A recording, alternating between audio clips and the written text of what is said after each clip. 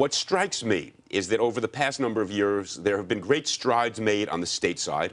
New York, California, some of it legislative, some of it through the courts.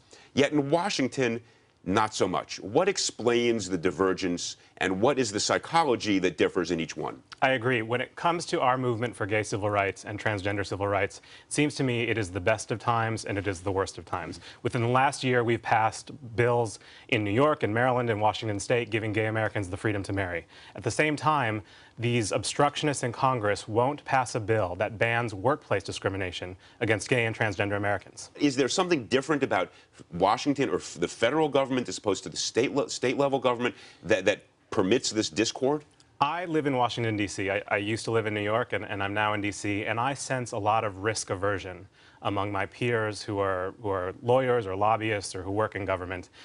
D.C. is a place where a lot of people go along to get along, thinking about their career rather than thinking about making progress. So there aren't enough people who push hard in Washington, D.C.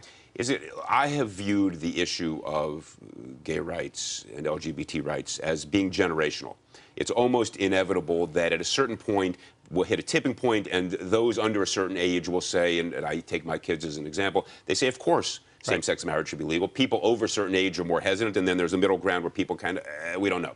So eventually we'll get there. Is it possible that somehow the politics of a New York and a California are sufficiently different so that there we can make real progress, whereas in Washington, risk aversion is certainly a factor, but also you have blocking positions taken by constituencies that in D.C. have more power than they might in some of the states? I think the pollsters in D.C. have failed to recognize how much progress has been made in America, in the middle of America, on gay rights. Because every day in America, someone's brother comes out of the closet, or someone's cousin tells them that they're gay or lesbian or that they're transgender, and people shrug, and they still love their relatives because they want their relatives to be treated just like everyone else, even if they're gay, even if they're transgender.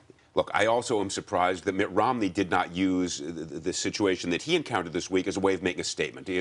He's at a point in his campaign where he needs to broaden his base. He needs to somehow look at the conservative right, the theological piece of the Republican Party, and say, yes, I know you're here, but I stand for something different. He instead caved immediately. I'm at a loss to explain what Mitt Romney believes on this issue and on a whole host of issues. You know, 15 years ago when Romney ran against Ted Kennedy, he promised publicly that he would do a better job than Ted Kennedy at passing a federal law to protect gay Americans from workplace discrimination. Right. Fast forward to the primary, he's running against Santorum, he moves to the radical right.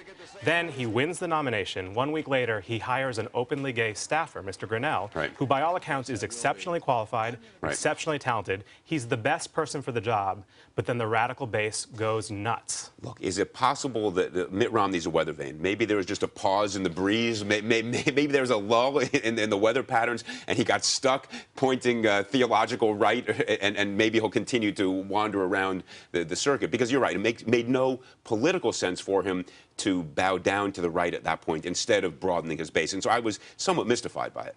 I think it shows that Mitt Romney will cave to anyone on any issue. Well,